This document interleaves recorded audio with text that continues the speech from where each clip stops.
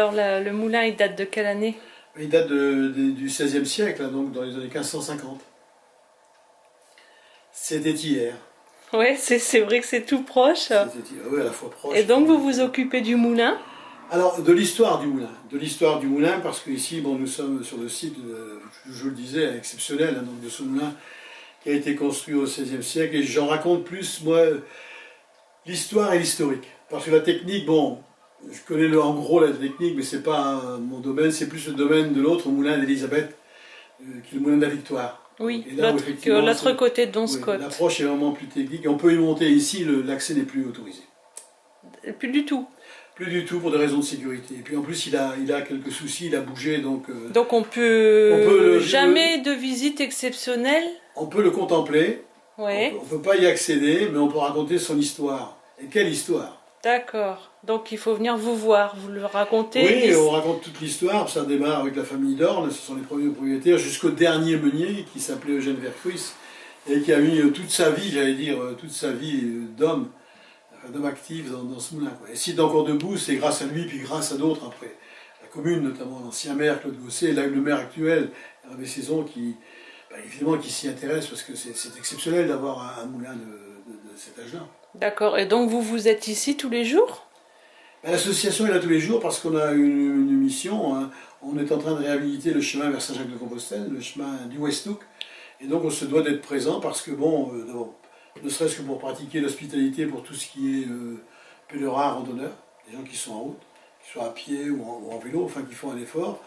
C'est aussi être là pour raconter l'histoire du moulin, mais raconter notre histoire, c'est l'histoire de la Flandre, et celle d'On Scott est particulièrement riche, puisque ça a compté 40 000 habitants ici. Hein. Oui, c'est grand. Il y avait 3 000 ateliers. Quelle histoire, mais quelle histoire! Oui, oui, tout à fait. Donc on se doit d'être là, et puis on a aussi des projets, enfin on a également, on est dans le domaine culturel, puisqu'on effectivement on a des conférences historiques, hein, de manière régulière, on réapprend le flamand, enfin on réapprend le flamand aussi, ici oui. Également. On file la laine et le lin, exactement le premier dimanche du mois. Ici? Oui, ici au moulin, oui. Il y a un groupe de... D'ailleurs, on a effectivement, vous l'avez peut-être vu, l'affiche Spin on the Mullen, ça veut dire filer, ou je file au moulin. D'accord. Je file, mais je file pas, je file... Oui. Je file au rouet, hein. Je file au rouet. Et donc vous avez... chanter le rouet. Et donc vous avez beaucoup de pèlerins qui passent? Alors, ça c'est une bonne question, vous savez... Sans parler de moi, bien sûr. Vous êtes pèlerine? Non.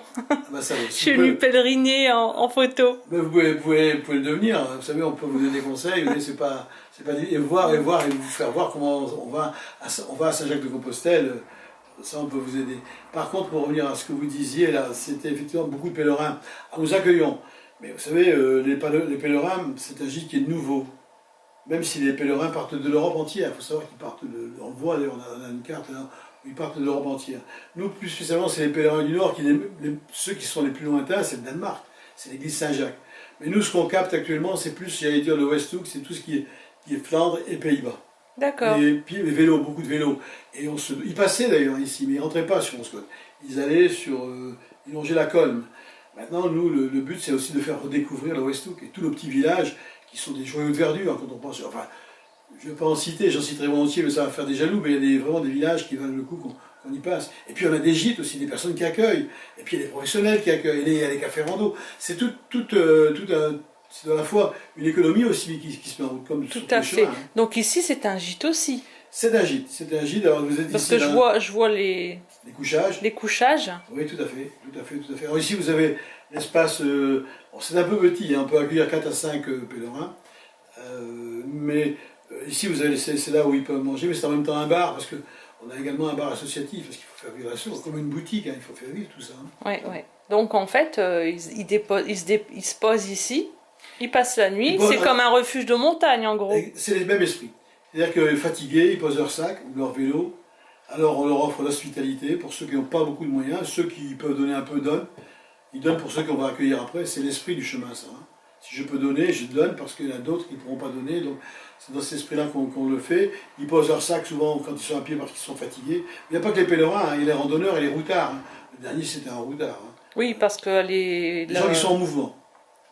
Hein, on a accueilli des jeunes Allemands, ils faisaient un tricycle, ils faisaient le tour de l'Europe. Vous savez, c'est des gens qui sont en mouvement, qui font un parcours en accueil.